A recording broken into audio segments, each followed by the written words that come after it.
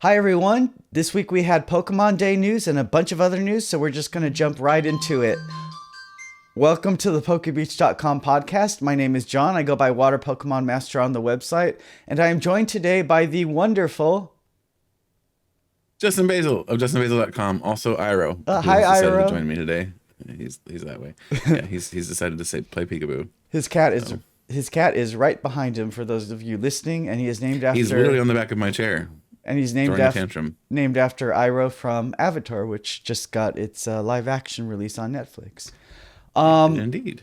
So let's jump right into the news. What story should we start with this week? Let's start with the lamest of all the news. Let's look at the 98 cards revealed No, from the Battle no, no. Academy. What are you talking? No, start with something good. No. No, we gotta finish. No, with no, something no. good. Something good. Start with something good. Let's look at Macargo from Crimson Haze. Okay, so you're gonna do Crimson Haze reveals first. Okay, so Let's do Crimson Haze. all right. So new Macargo EX Terra was revealed from Crimson Haze. You wanna go over it? And it doesn't look that bad. It could require a little bit of work, but I think it's not too bad. So Macargo, it's a Macargo EX. It has 270 HP, fire type.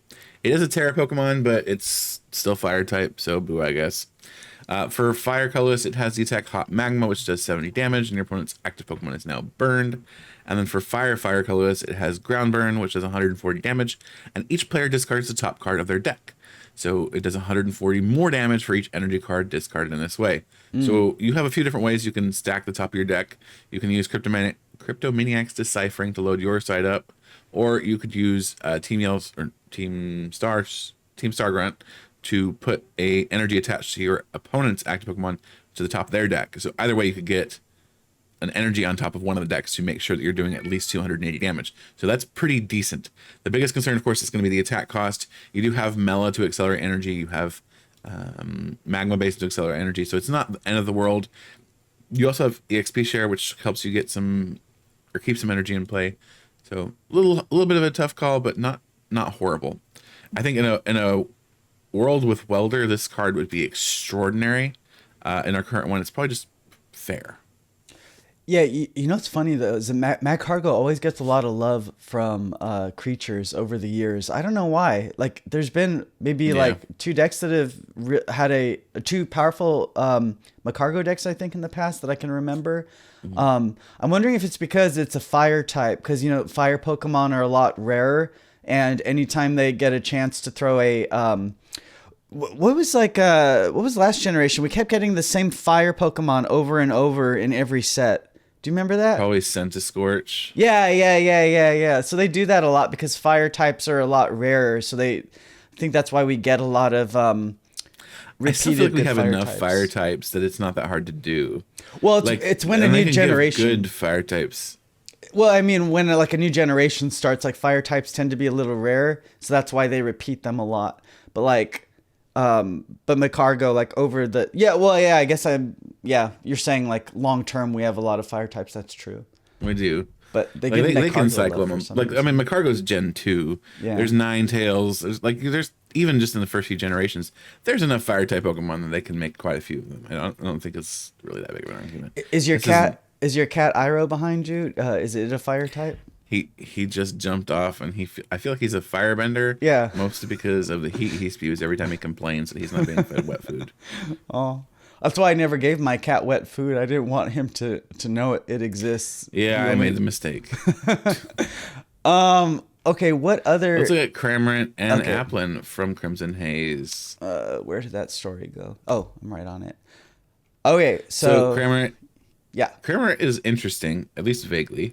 It has the attack Water Gun for a single water energy that does 20 damage. And then for triple colorless, it has Spit Shot, discard all energy from this Pokemon. This attack does 120 damage to one of your opponent's Pokemon. So this attack is very, very similar to Cramorant V's Spit Shot. That did 160 snipe instead of 120. But this is a single prizer, which is nice. This kind of is competing a little bit with Radiant Greninja. So this may not see play right away unless the math matters when this is releasing. That extra 30 damage to 1 versus 90 to 2. It's a question mark as to whether or not it's going to be useful. But I think this is still a very interesting card to kind of keep in mind if it matters for your matchup. And then we also have new illustration rares of Cramorant and Applin, and love the Kramer illustration rare. It's It just different. highlights his derpiness. It's different, and I'm not quite sure what's going on. I didn't really get a chance to look at it closely yet, but it looks like he's in the middle of a scene, and there's a lot of crazy action happening around him. I think this was trying to convey like a water gun fight, maybe with kids. They're at a water park, maybe, or at a park with water features or something. I don't know. But like I still like it. Just kind of the chaos, the sense of being lost or confused, which is Kramer in a nutshell. Yeah. And then we have the Applin, which is a typical, say like a typical illustration rare. It's pretty. Yeah, it's just a little apple in a tree. Mm-hmm. It's like a Thomas Kincaid painting, like just a pretty nature painting. Mm-hmm. All right. And did we have any other reveals from Twilight Mask? We did. We had a Morpeko. Morpeko, that's right. Why did I say monster that was revealed when I thought we were safe? Why did I say Twilight Masquerade? I guess these cards are going to be in Twilight Masquerade, most likely. They will, yeah. Okay, so Morpeko. So Morpeko has the ability Snack Search. Once during your turn, you may look at the top card of your deck, then you may discard it. So I believe there was a Sableye that had the exact same ability called Excavate. Did the same thing. This is also the same effect as Primordial Altar, which is a stadium card that came out in Silver Tempest. So this effect does currently exist in the standard format. And then we're using Tuan's translation for this article. So the attack's name here is Pick and Patch. So I think I went with Pick and Stick. Same idea. Attach up to 2 basic energy cards from your discard pile to your Pokemon in any way you like. So a little bit of acceleration, which isn't terrible. I do wish maybe this had been a free retreater, but it's not. So this could be interesting in a much slower format. I don't love it, but if you load up the top of your deck with something like Cryptomaniac's Deciphering and had a couple of these on the bench, then maybe you could get your Archeops in the discard pile easy. But then you don't have the bench space for your Archeops most likely. So there will be a use for this probably. I feel like they're doing it on purpose, and we have been rejoined by Iroh. And our Twilight Masquerade set in May should have the cards from Crimson Haze, April's upcoming Mask of Change set featuring Ogerpon EX, which hasn't been revealed yet, and Japan's Battle Academy Dex, which I guess we should go over real quick. All 98 cards from this is a good. All 98 cards from Japan's Battle Academy decks were just revealed. 48 of them are new. Technically 49 with Sprigatito, but we just got it released in our, what is that, Easter box? What is it called? The Paldea Adventures chest. So there isn't much in here that looked good to me other than the artwork. No, the art. These cards are very much for the art. Yeah, or for the Pokemon. If you love Celebi, then you get a new Celebi. Awesome. Mm-hmm. This is to bring little kids into the game, which actually we should transition to talking about Pokemon TCG Pocket. But these decks are always very basic, but it looks like they put way more effort into the art this time than usual. The art's not usually the worst about it. I do feel like, and maybe there's like a hole in my mind or something, but I feel like these cards are even more basic than the last round. Mm-hmm. Yeah, they are. Like they're really simple this round. Yeah, which is why I think they put more effort into the art than usual, because these are going to be thrown into an English set, and people aren't going to be very happy pulling these if they're players, because it's kind of like trash bulk. But yeah, there's like nothing redeeming about basically anything in these sets. Well, great. Then we don't have to go over it too much. Yeah, like the only maybe sort of kind of highlight is Cook getting reprinted. Yeah, Cook not that he really matters any, but he gets his legality renewed. He's now an H-block card. This Darkrai EX had such good artwork. Such good art. And it's wasted. It's so bad. It's wasted on... It has just 2 attacks that just do damage. There's not even any effects to them. Also got a new Eevee with cute artwork. But, and then just Jirachi. Jirachi's got really good art too. Yeah, I think this is my favorite Jirachi artwork ever. But So the card is so bad. yeah, It's it's just it's like the art's beautiful, but the card sucks. it's like next to a lake, and it's like, I don't know, pulling energy out of the earth or putting energy in the earth. If you saw the Jirachi Wishmaker movie, Jirachi puts energy into the earth, so maybe it's doing something like that. Although I think the attack was called what was it? Something about wishes. It was called, I don't remember. I don't know. I've slept since I downloaded it. Overflowing Yeah, wishes. So it's putting, yeah, it could be putting energy into the earth with its wishes. Anyway, so yeah, nothing good here. So why don't we move on to the Pokemon Day news, of which there was not too much, surprisingly, at least. Yeah, I was amazed. I wasn't able to watch it live like I would normally do because of my change in jobs, and I was like, oh no, I'm gonna miss so much news.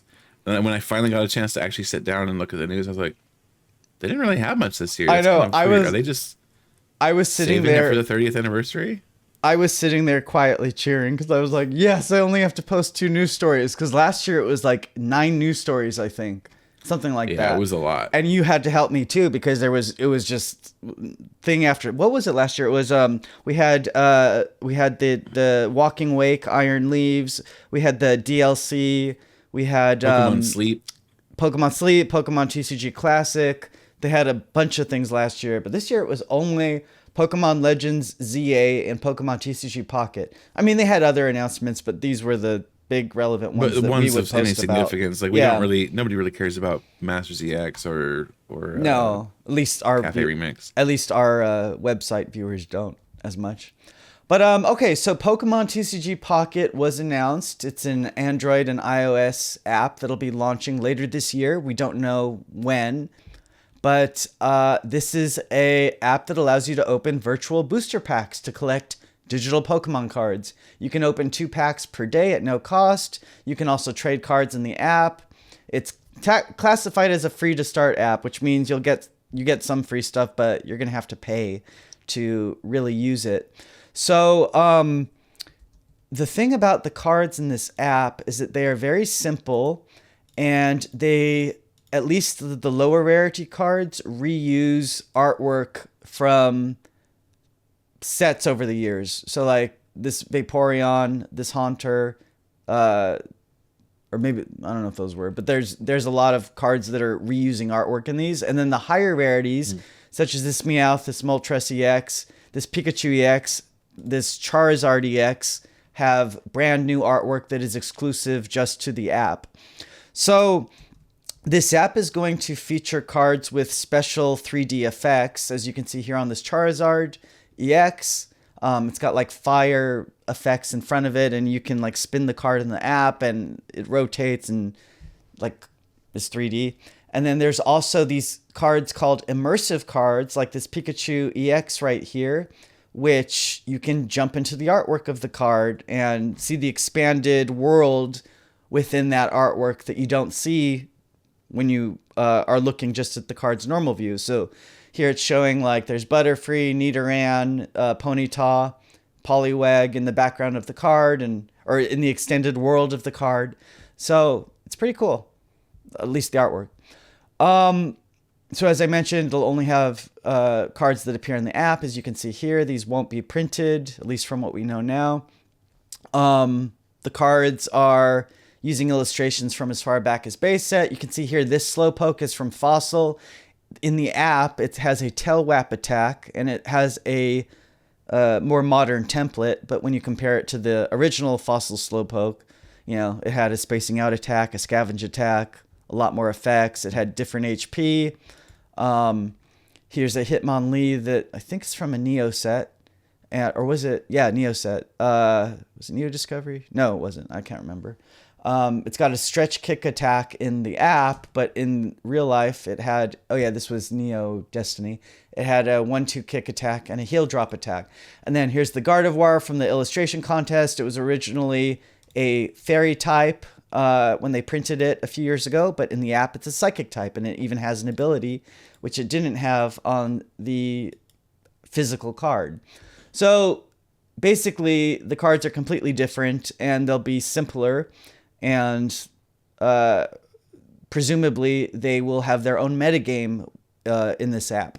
So you'll be able to battle in this app. You'll have quick battles using these simplified cards.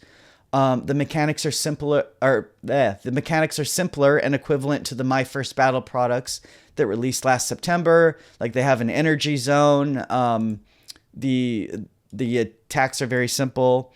I'm gonna post a guide next week about the My First Battle product mechanics so that people can get an idea of how these cards are gonna work. And then I'm also going to round up all the card reveals from that we saw from this app and post a story about that too next week.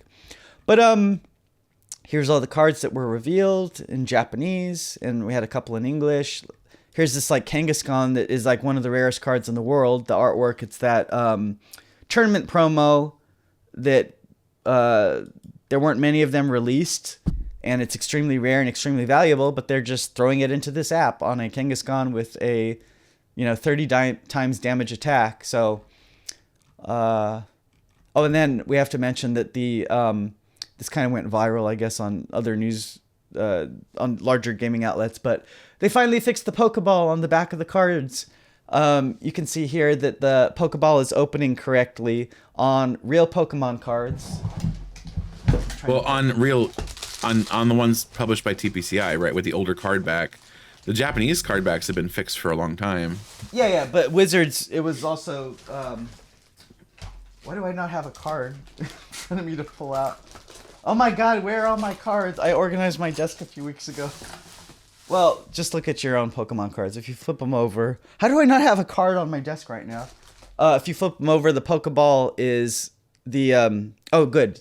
He's got one. He's showing it. You can see right there the black center button thing is attached to the bottom of the Pokeball on old cards or on all of our Pokemon cards, but that's incorrect, and they've now fixed it for the app.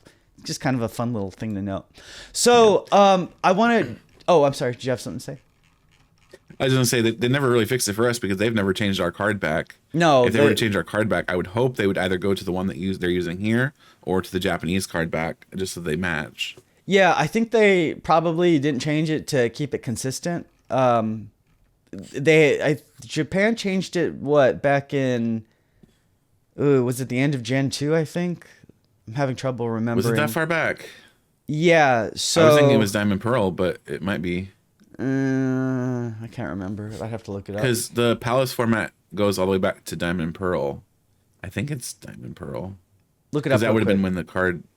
That would have been when the card back changed. Google it real quick. I remember when the change happened, but I thought it was Gen 2. But I might be misremembering. While he's looking that up, I'm gonna jump to the story I published about. I titled it "How Pokemon TCG Pocket Will Usher in a Massive New Era for the Pokemon TCG." So before we get into that, did you find it? I am currently hunting. He's hunting. So when Pokemon TCG Pocket was announced, I was very confused. So I have been covering the Pokemon TCG since 2003, and of course I've been involved in it since day one. And I didn't understand why they were making this app. I kind of thought, like, this seems like an inferior Pokemon TCG experience. Like, I don't understand why people would want to collect digital cards. So I wanted to make sure for this podcast that I was informed on why they're doing this. So I posted this story. I did, like, a bunch of research and talked to people to figure out what the point of this app was. So that's why I made this news story that I'm about to get into. Did you find the answer yet? I'm still trying to confirm it. Go ahead and keep going. We'll talk about it when we. No, because I want your impressions as we go through this story. So, from what I'm gathering, it looks like 2001. Yeah, which Gen would have 2. been the EX era. So Gen 3. No, 2002's EX in Japan. So yeah, it was end of Gen 2. That's what I remembered. I think it was after E-Card or something like that, or around then. I don't know. Okay, This is when I was out of the game, so that would make sense. Okay, so I published this story specifically because I wanted to not be clueless when we talked about Pokemon TCG Pocket on this podcast today. So, as I mentioned, so you're supposed to collect digital cards in this app, not real ones. You're supposed to pay for virtual packs. There's watered down Pokemon TCG battles. Like, why is this app a thing? Like, were you confused by it too when they announced it? Not really, no. I mean, I Oh, think you this were more is enlightened? pretty much expected. You thought, oh, you No, thought this this is was exactly expected. what I would expect. Oh, really? I do think that TCG Live could learn some things. I get that they're published by different companies. Like one is published by the Pokemon Company and one is published by the Pokemon Company International.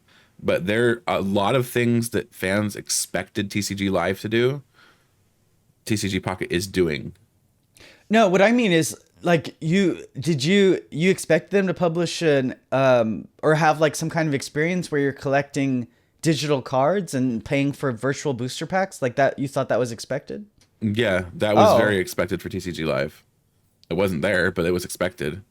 Oh, well, I mean, I could understand with TCG Live, like you're opening virtual packs and making a virtual collection, but like making an app just for that where you're paying for the, well, I guess I mean, you're battling in this too. It's literally it's a simplified version of TCG Live that has some features that TCG Live could really have or should have, but doesn't. I guess I didn't look at it that way, but anyway, so I was researching why they made this app, and it turns out that there is a Yu-Gi-Oh app called Duel Links and a new Marvel app called Marvel Snap. They're both digital trading card game apps where you collect digital cards that aren't real, and they have simpler battles.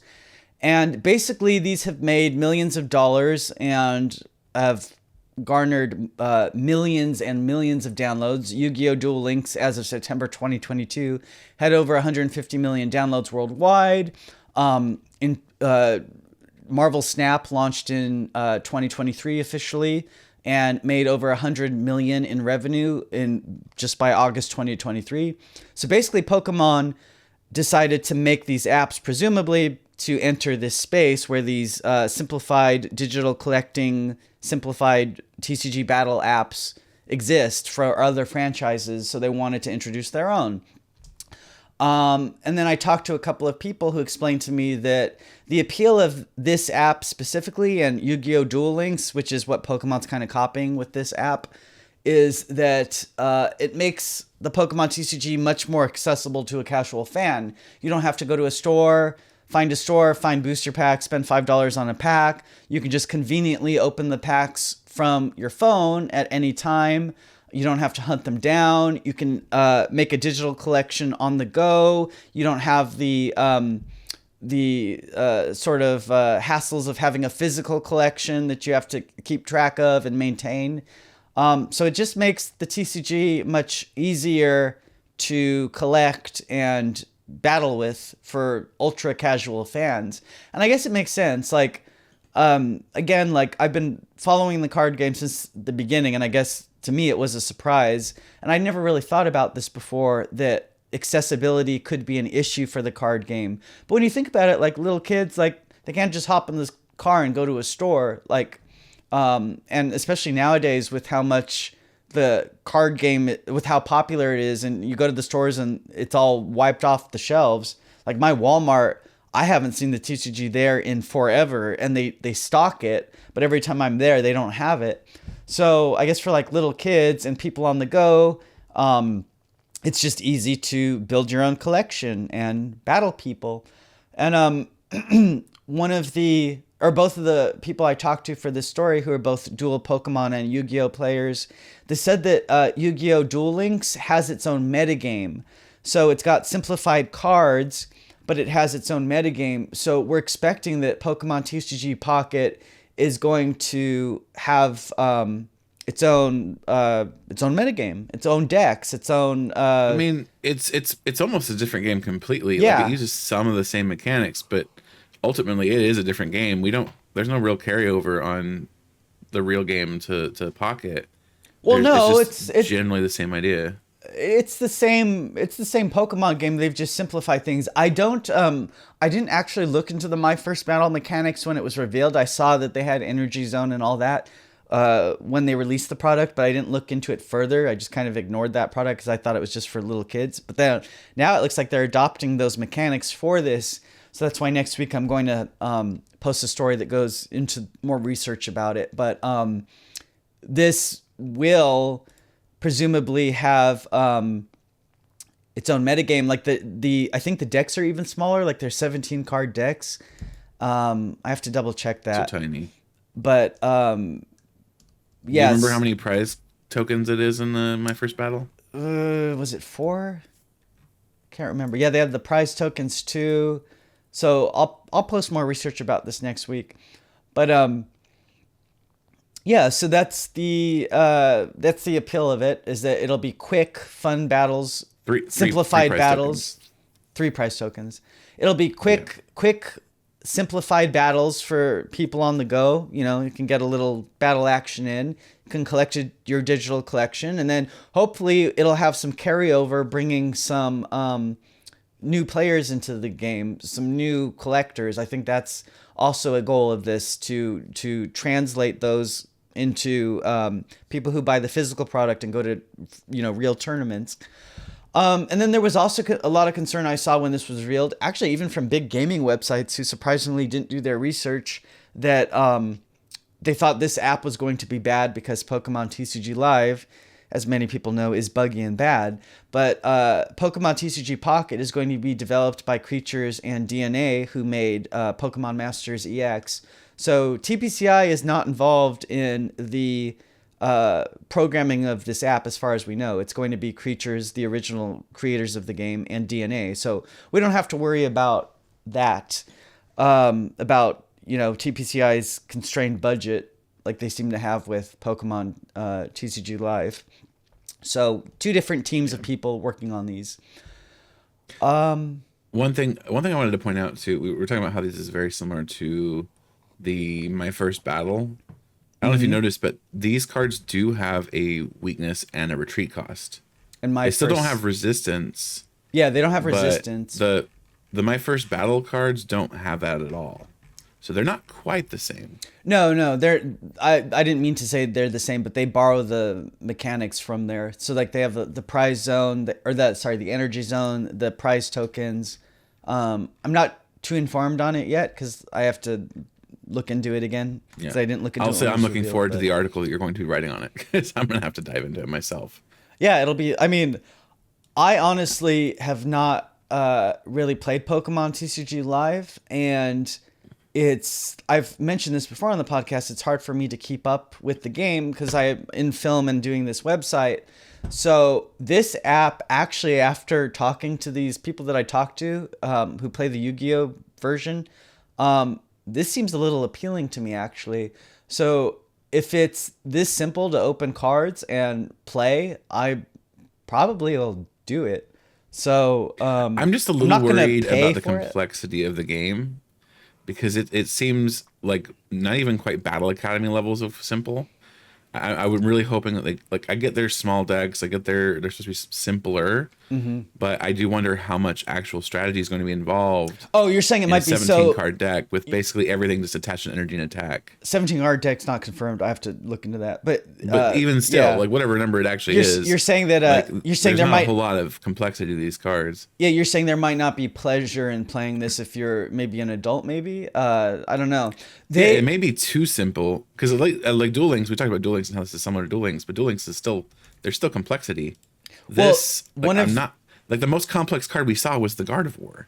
Yeah. And most of these are just like attach an energy attack. Yeah. One of the players I talked to, he's quoted in the article. I didn't read their quotes in the article I was summarizing. So if you want to go into more detail, obviously read the article. But he also pointed out that the Pokemon TCG is relatively simple compared to the other card games he's played, like Magic and Yu-Gi-Oh. So he was saying he doesn't know how much more simpler they can make it, but he's like, maybe this will be more appealing to little kids. Maybe it'll be easier for them to play the game. Maybe.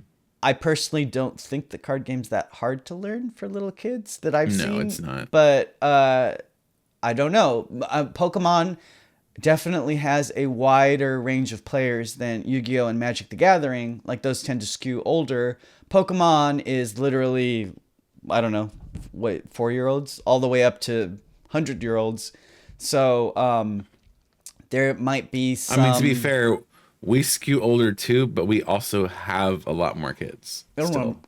That's what I'm saying is that, well, I just mean that Pokemon as a franchise in general, you have tiny little kids like 4-year-olds playing. You don't have 4-year-olds playing Yu-Gi-Oh or Magic, so maybe there's some thinking to that in making this even simpler, more accessible to those kinds of kids. I mean, and every kid I know that was my text message going off.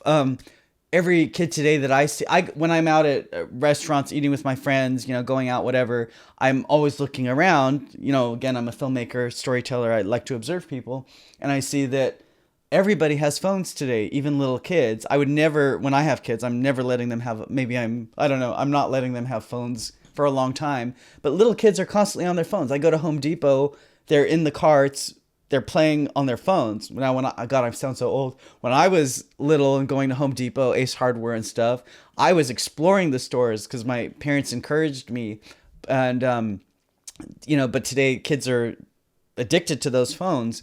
So maybe this app will, I don't know. What sounds horrible, actually. Maybe it'll just be, like they'll be the enticement people need to download TCG Live and realize the game is okay, and then hopefully find their way to a real league. I don't know. Because TCG Live is meh. Sorry, but what I meant to say was maybe this is gonna itch those addictions people have for their smartphones and Pokemon at the same time. I don't know. Maybe this is meant for gambling addicts. Maybe. But open packs, like you open packs and you open packs all the time. If I can play some battles. If I can play some battles on this, even if they're like somewhat interesting, but if I can actually play some battles on this and my phone won't go into thermonuclear meltdown like it does on TCG Live, that's already a win. Yeah. Well, if it's having simpler mechanics, I don't know. Maybe it doesn't have to compute as many. It's probably also not coated with duct tape and glue, so. Yeah.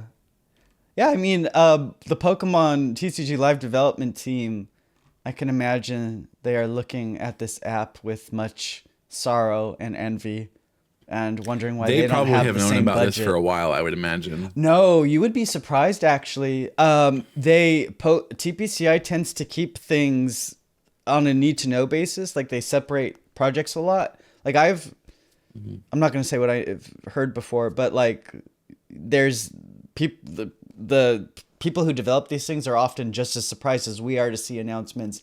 Now, you might be right with this, though. Like, this kind of feels like this was maybe part of a larger plan. Maybe that's why they rushed out Pokemon TCG Live, because they knew this was coming down the road. I don't know. But we're just speculating. I don't know. What else did I want to say about this? I forgot. But anyway, yeah, I'll cover this again next week. This is TCG Pocket's coming hopefully fairly soon, so we can play some games without burning our phones up. Yeah, and what I was saying was that we've talked about this before on the podcast. Again, I've been doing this for a very long time, and what I've learned over the years was that competitive Pokemon TCG is a very small portion of the pie.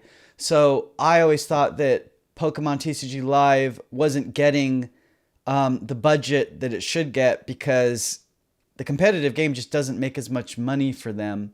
But as we've been talking more on this podcast, I've been saying that competitive TCG has actually been growing a lot in the last year or so, year or two. So it's even kind of surprising me a bit. So maybe the developers at TCG Live will get an increased budget at some point. I don't know if you follow Overload Events on Twitter, but they posted their numbers for their caps for Orlando. Mm-hmm. Was this the one you showed me like a month ago? No, this was just a couple days ago. Oh, so they have 2,900 spots for TCG Masters. Wow, that's a lot. Yeah. Well, remember, that's crazy. I was nearly double what they had last week or last year for Orlando. Remember, I was working on that story. I didn't finish it yet, but it was on how the competitive game is growing at an unprecedented rate. So I'll have to put that into that story too once I eventually post it.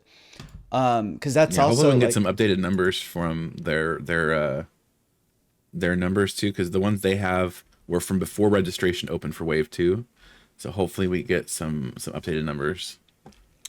Okay, let's talk about the big game announcement that was during Pokemon Day. Legend ZA. Legend ZA. So I loved how when this was revealed, they showed Legends Z first. So I was covering it live on Twitter. So I said Pokemon Legends Z announced, and then they put the little -A like 10 seconds later, and I was like, oh wait, sorry, it's actually Legend ZA. But let's look at this trailer real quick. Can I just say I'm so glad we're going back to Kalos. That poor region got so shafted. That was exactly my thoughts. I did not expect Kalos, but I remember during X and Y, that was my low point for me as a Pokemon fan in the franchise. I hated X and Y.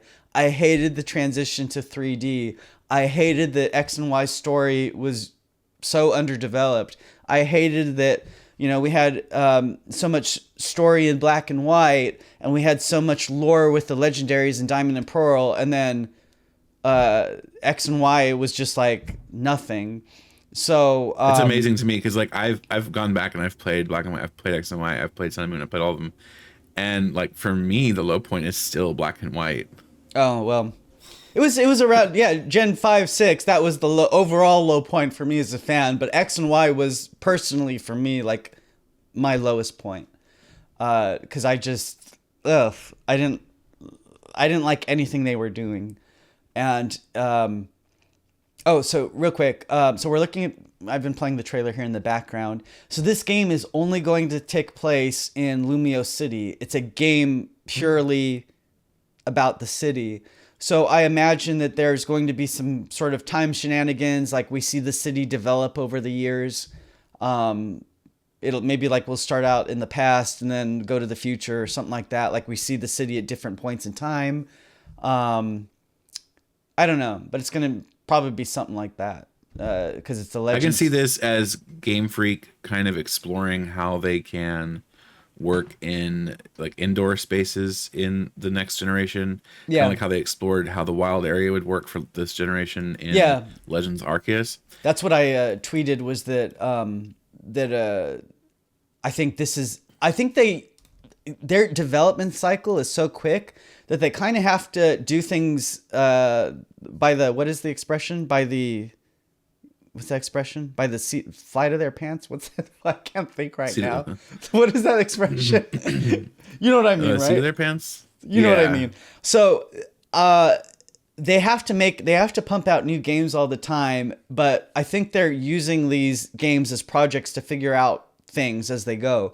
So like what I was saying in my tweet was that in the Arceus game, they figured out sort of how to do the wild area more. They figured out how to do crafting with the Pokeballs. Like they made the wild more fun. And I think this is going to be their opportunity to figure out how to do cities. Because if you've played recent 3D games, like the cities are so empty. Like they're pretty-ish. Like I called it in my tweet like a theme park. Like they look nice, but you can't interact with anything. Like there's not much to do in a city. You just kind of walk around, talk to people, whatever. You go into the stores and they don't even have store clerks anymore. They just walk into a store and a menu pops up asking what you want to buy. You can't even see like store clerks. So I think they're going to use this game to figure out how to make cities more interactive and part of the gameplay and the game mechanics, like they did with the wild area and the wild areas and the crafting and yada yada. Oh, and I should also mention that they're showing that Mega Evolution is coming back in these games. Which is, I mean, that's so expected. Yeah. Everybody wanted Mega Evolution back. This is by far the most popular gimmick that any generation has had. It makes perfect sense that it would be coming back. Yeah. So we'll probably get new Mega Evolutions or something like that. I would hope so.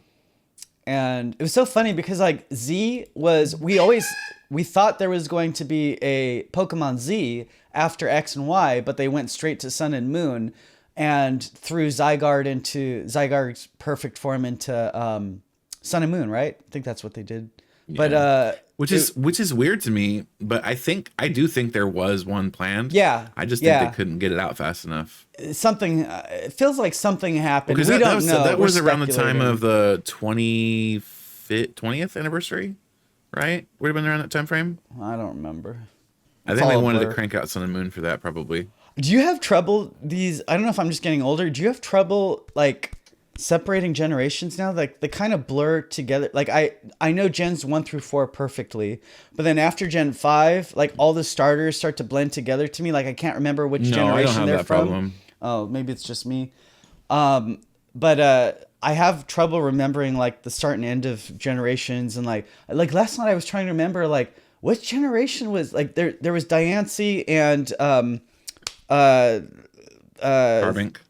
No, there was Diancie and Magearna, and they're similar, and I was trying to remember, shoot, which generations were they? I was like mixing them up in my head. 6 and 7. I was like, yeah, but it took me like 20 seconds to remember that. I had to like go through my head, go through them like in order to figure it out. For what it's worth, Magearna made an appearance early in the card game, it did. Magearna was the first. Probably hurts. Yeah, Magearna was the first Gen 7 Pokemon to be revealed, so that's also why I was confused. And Magearna, I always thought, my head canon was that Magearna was like a robotic version of Diancie, that they like tried to recreate Diancie as a robot or something. Because if you look at them, they have a similar body shape and everything. But anyway, what I was saying was that we always expected there to be a Pokemon Z, but there wasn't, and they left a lot on the table that they didn't explore. X and Y felt very unfinished, so I'm glad that they're doing this and that they're not going back to black and white right now. So we'll see Zygarde presumably make an appearance again, and Xerneas and Yveltal and new Mega Evolutions probably, and maybe it'll all tie into the Terrestrial Phenomenon and Terapagos, and maybe it won't. And this is also, we've only had one Legends game so far, but this also shows that Legends will continue as a series. So we've only had one Legends game, so we don't quite know what the definition of a Legends game is yet because we've only had one. But once this comes out, we will probably have a better idea of what it means to be a Legends game. Is it going to always involve time? Is it going to involve revisiting a region? And, so the definition of Legends will be more solidified once we know more about this game. Yeah. And one little last thing, too. I know some people are concerned about it only happening in Lumio City. Mm-hmm. I don't know if people played X and Y, but that city's freaking huge. Yeah, it was. And it was hard to navigate. It's massive. It was also hard to navigate. The controls were really wonky, and yeah, they were not great. I hated that game. I hated X and Y, and I think it was also because I loved X and Y, but Lumio City did kind of suck to navigate. You know, I think it also tainted it too. Pokemon is always such a subjective experience. Like your favorite Pokemon, your favorite games, your favorite generation. It always depends on like the times that you were going through in your life and whatever. I was in the middle of my film program, my master's program at USC, and I remember I was at Walt Disney Studios, and I got the game early. I went to a store and got it like a day early. So I was rushing home to try to cover the game, and I was so upset and stressed because I was at Walt Disney Studios and I had to leave to do this.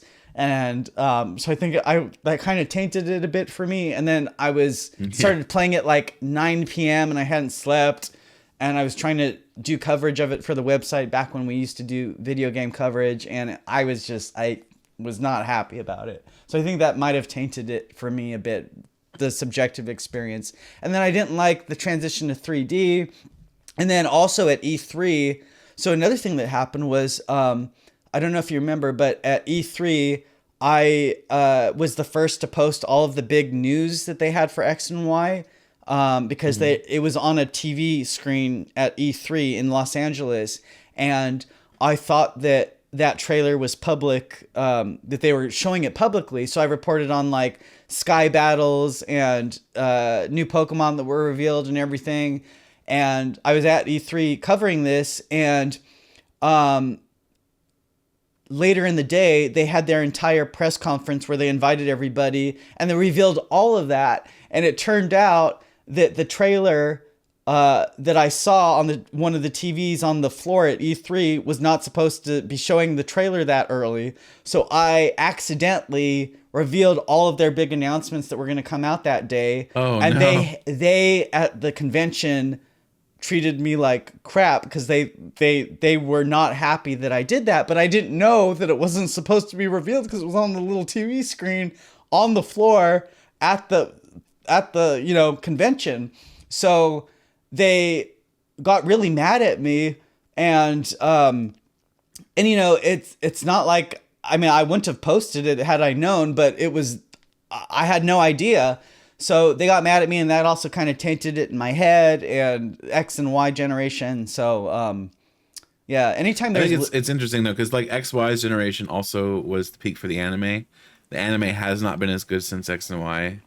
yeah, even Sarah X and Y is the Natochenny. last game where you could catch basically every Pokemon in game. Yeah, Like, Sarah Natochenny, who's the voice of the new voice, or not new voice anymore, the second voice of Ash. She says the X and Y anime is her favorite too because it was the most serious, and it was the it was storyline by was far the very, most well developed and yeah, by far the best looking. Yeah. it was. I liked it too. Although, like, I watched it in Japanese when it was being revealed. Oh, I have to Google this real quick. Hold on. Hold on. So, when oh, dang it, this is going to be too hard to find. But basically, when I was watching it in Japanese, and one of the last episodes was Zygarde going out of control, and then it turns into its perfect form, and then it comes down and is talking to Bonnie, whose name is Eureka in Japanese, and it had Zygarde, this big, powerful, strong Pokemon, and its Japanese voice sounds like Mickey Mouse. It's like it's talking to Bonnie, and it's like, and her name's Eureka, and he's like, Eureka! That's its voice coming out of this big giant mecha Pokemon. Wait, I have to find it real quick. Hold on. No, this is gonna be a distraction. This is gonna take too long to find. I'll retweet it this week. Anyway, so yeah, we sure ramble a lot on this podcast. I don't even finish my thoughts half the time because I'm such a rambler.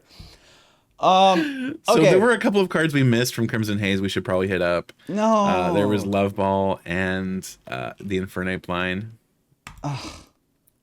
Love Ball We need to make sucks. fun of Love Ball. Okay, search your deck for a Pokemon with the same name as one of your opponent's Pokemon and play.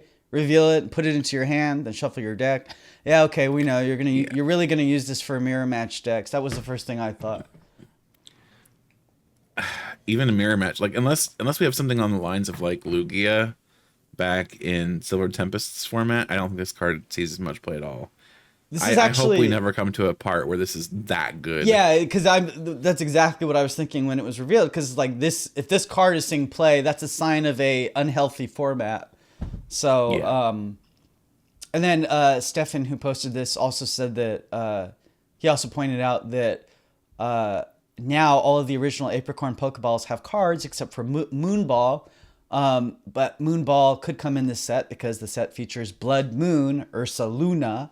So maybe we'll get a Moonball in this set too. Although Probably Moonball not, but maybe. Moonball is very specific in the video games. It lets you, has a higher chance of capturing Pokemon that evolve with a Moonstone, but that's way too specific, I think, for a card.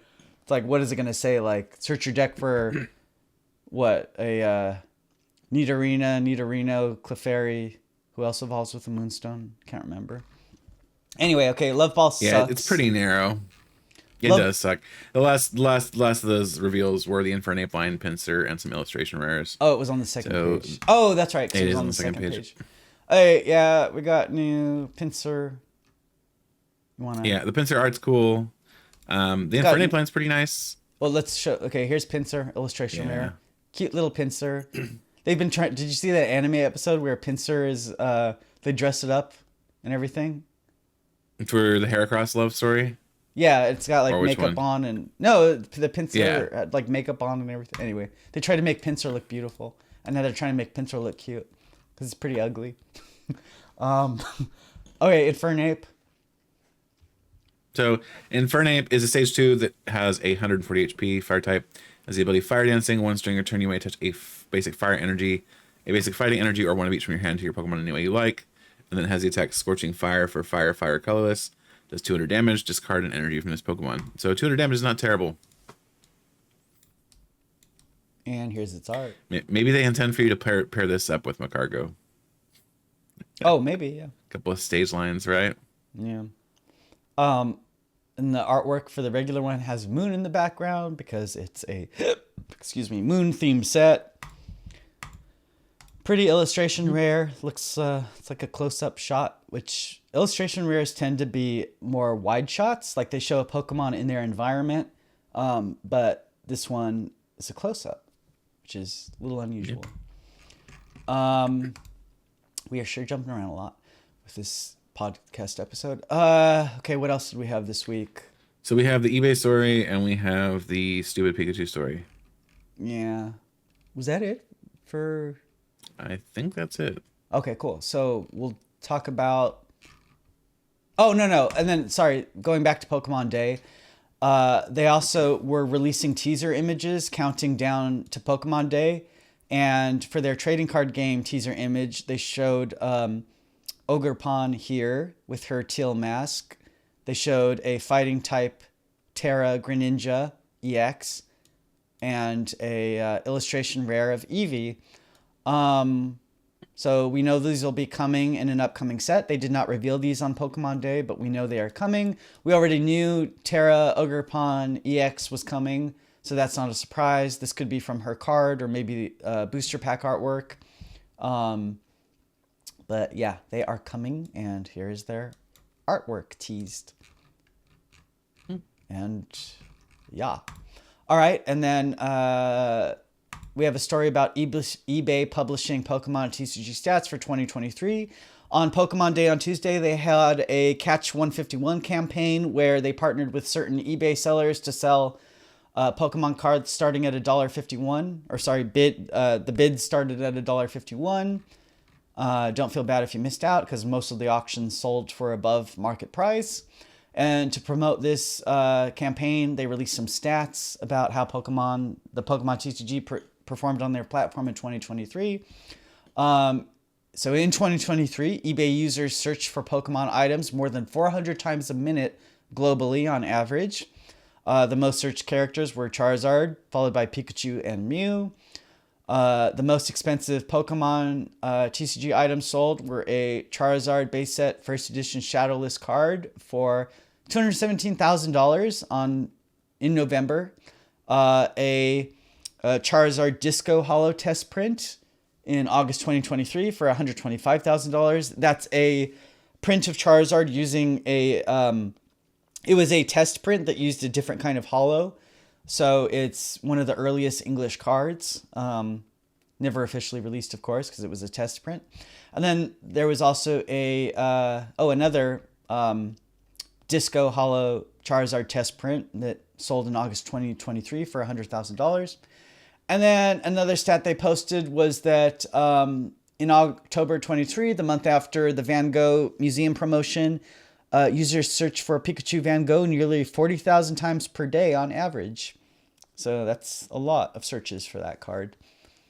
And then they also had this really weird stat where they published users searched for Pokemon 151 11,000% more in January 24 compared to January 2020.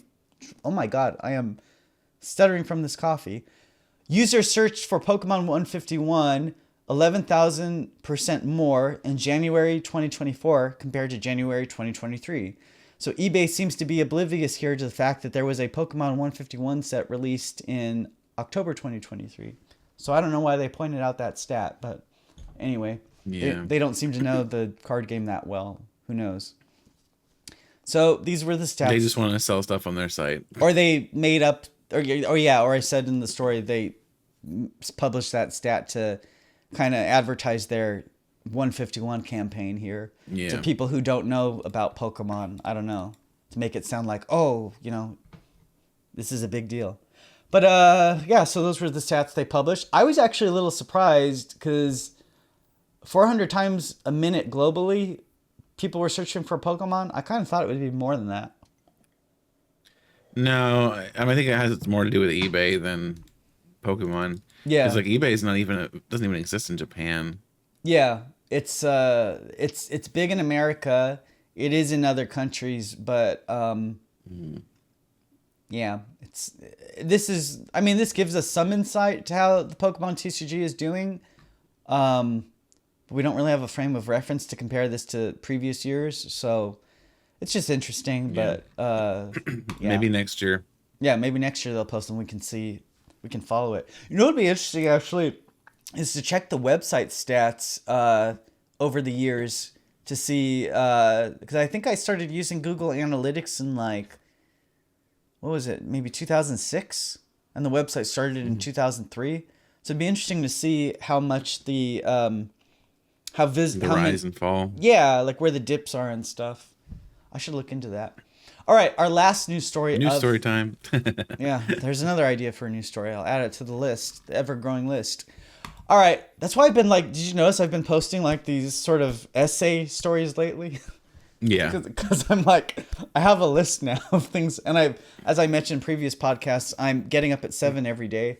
So it's like I get up at 7, I have my coffee, and I work on a news story, writing a news story. All right. So our last news story of the week is that The shortest one, I hope. shortest. Oh, to talk about. Yeah. Oh, fortunately, it's not. Pikachu with gray felt hat has finally dropped below $100, and it's continuing to fall. And its second wave of release in the Netherlands saw unprecedented store security. So last weekend, the second wave of Pikachu with gray felt hat promos released in the Netherlands. Customers had to spend €30 on Pokemon TCG products to receive one. The second wave pretty much doubled the first wave's amount of cards that were released. All of the chain stores got the same amount of cards. Got an average of 150 copies each, and there's over 1,000 chain stores. So the only difference between the first wave and this new second wave was that hobby stores were left out. So it roughly almost doubled what the first wave saw released. Security was even stronger for this second wave. We learned that, or through my reporting, I learned that Inner Toys which is the largest chain store, their headquarters was monitoring the live distribution of these promos. So if at Inner Toy stores, the employees had to scan cards for them to check them out to customers. And Inner Toys headquarters knows exactly how many cards they gave to each store. So they could monitor how many cards were going out. So if any store was checking out too many cards at once, as in employees were scalping them, they would call those stores and ask them, like, hey, what's going on? So headquarters was monitoring the distribution of these promos, which is pretty insane, I think, for a promotion, which just goes to show how serious they were about doing this right after all the drama with, hobby stores pre-scalping this card and everything. So there was one tiny exception. We saw a master case of the Pikachu Van Gogh promos sell it on the at a consignment, sell at consignment illegally, and so we don't know how this box got out into the wild. We don't know if maybe a smaller chain store, if an employee stole it from there, or if they stole it from a factory. But it was really the only exception that I heard about from scalpers, and they would know because they're the ones that look for any opportunity to buy these cards. So this is an exception to the security being breached. So how did this second wave of cards affect the secondary market? Well, the price is now $89 on TCG Player. It was, before the second wave started, $114. This means the second wave cut the cost by 20%. And then previously I reported the first wave cut the cost by 15 to 30%. And then on Card Market, which is the European version of TCG Player, what we call it, the card was €60 before the second wave, and now it's down to €54, and it dipped as low as €40. So when all is said and done, the second wave cut the cost by 10%. This dip is less dramatic because the card was already much cheaper, and the first wave cut the cost by 25 to 50%. So there wasn't much really to go down further, but the second wave did affect the cost. So back in January, the promos cost €120 and €160, but now we're seeing them costing basically $90 and 60 euros. So this means that these overall new wave of releases in 2024 cut the cost of the card by 55 to 60%. So that's a pretty dramatic slash in the prices. Yeah, I'm seeing on Card Market, I'm seeing them down to 50 euro. Yeah. Yeah. Well, that's crazy. Yeah, so it's fluctuating a bit, but yeah, it's going down. So, this saga is hopefully almost over. Maybe this will be the last story, although there are going to be more cards presumably releasing because we're hearing rumblings of it. Some smaller chain stores are still getting the cards in March to release, so I don't know if I'll post a story about it, but hopefully this will be the end. And in this story, in this news story I published, I rounded up all the news stories I've written about this Van Gogh promotion, so you can kind of follow the headlines here. Man. You can follow the headlines here if you want to follow the entire saga, the unfolding drama. But I'm not going to go through these for the podcast. That just proves we've talked about this thing too damn much. That's what it proves. Well, this was the reason that I talked about this so much was because, first of all, people were asking about it a lot. And secondly, and more importantly, was because this is a sort of example of what's going on in our game. It's a perfect example it's like a case study of, all of the drama of trying to get the card and the theft and the embezzling and the stores and the scalping and the museum employees getting fired and the mad rush to get the card and how the price fluctuated over time and how people were hyping up the card as an investment and how it didn't turn out to be a big investment and, yada, yada, yada. So it kind of exemplified everything going on in this hobby. So I thought that it would be a good case study to fully analyze for the future. Because, like right now we're sick of it and it's not fun to cover, I guess. Oh God, my microphone is like at my stomach. I hope I was getting good audio on this. So we're sick of it right now, but in the future, this is going to be interesting to people like 5 years from now. I mean, I remember when I was covering all of the new products that were being revealed around X and Y, and everybody was so sick of evolutions being thrown into every product. And if you looked at every news story, all the comments were about how people hate evolutions and they're sick of it and blah, blah, blah. And then almost overnight, it was like everybody wanted evolutions again to be included in their products because there were so many. It's a different group of people. Yeah, that's what I'm saying. So I'm saying because there's always new groups of people coming into this game. So I think it's important to cover these things because history repeats itself a lot, and we want this to stand in time. So that, if Pokemon ever does a promotion like this again, we can point to this. It's also funny because, I don't mean to toot my own horn or whatever, but I've, again, been covering this for so long. And when you see, when I have so much experience, I'm not saying I know everything, but I have so much experience covering this game from day one. And you see when people come into this game and they look at the website, they kind of you'll get comments once in a while of people being like, oh, what do they know? What are they talking about? They think they kind of make light of our experience here. But, it's important to understand that Pokemon is a very cyclical thing. There's a lot of lessons to be learned from the past. So when, new people come into this game, there's a lot of history and there's a lot of people who are experienced with covering this game and this franchise. So it's important to learn from all of that and listen to people who have been here for a long time and who can help kind of guide you and tell you what we've seen before and what we expect and blah, blah, blah. And that's why we're able to predict sets so well. And anyway, I'm rambling. God, I am so tired. I told you before the podcast started how my night went. But anyway, I should have muted my phone. Are you hearing all those sound effects going off? I heard that one. All those Pokemon cries.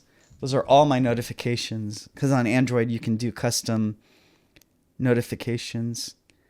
I will state for the record that those who are listening can know that the Pokemon that they need to put in the comments this section is for alligator. Sounds good.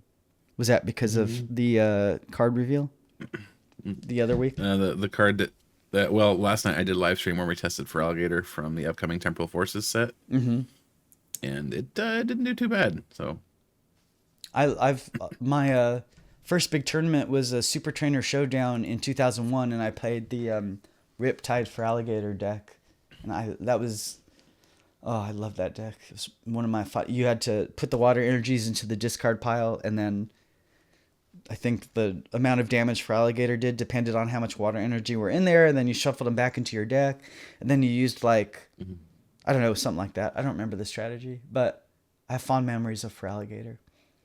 Anyway, all right, so I think that's it for the week. We have coming up this week, we have the Crimson Haze set reveal. Is that right? Or is that the following week? I think it's a little early still. Oh, no. Sorry. Week after. I'm mistaken. I am mistaken. What I meant to say was that we have the reveal of we should have the reveal of Twilight Masquerade. The official reveal, yeah. Yeah. That I could see. Because they usually do that.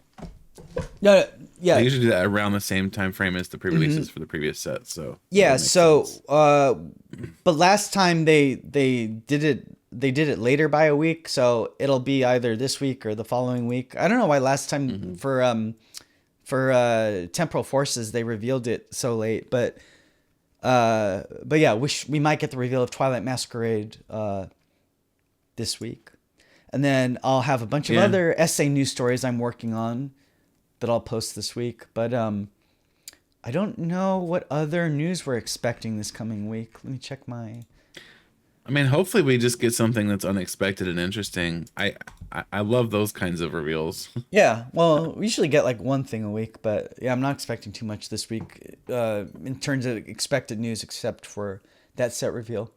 But all right, thank you for listening to this week's PokeBeach.com podcast. Be sure to like, comment, subscribe, leave us a review in the Apple, what is it? Store? Apple on App Apple Store? Podcasts. Oh, sorry, Apple Podcasts. I don't have Apple products.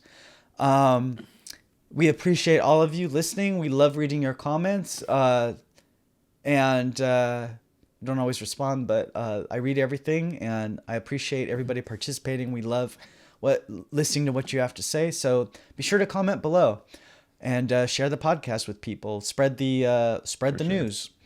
All right. Well, we hope you guys have a good week, and we will see you next week. See you soon. See you later for alligator. Adios, ariados. What are some other puns? Oh man. We need the 4 kids puns. All right. All right. Bye everybody.